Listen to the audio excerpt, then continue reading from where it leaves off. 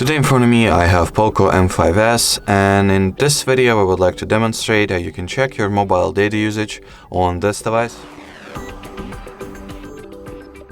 So, the first step that you need to take is to launch settings, then enter the SIM cards and mobile networks, of course, connection and sharing category.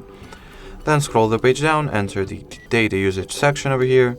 And as you can see, you'll be able to see the general amount of cellular data used at the top, as well as how much data is used or has been used by each individual application. If you would like to change the SIM card that you're checking the cellular data usage for, just switch the SIM preference for mobile data, which you can do by going into the SIM cards category of settings and choosing the other SIM card that you have installed.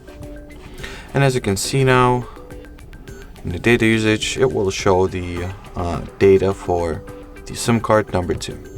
Alrighty, so that will be it for this video. Thank you so much for watching, and bye-bye.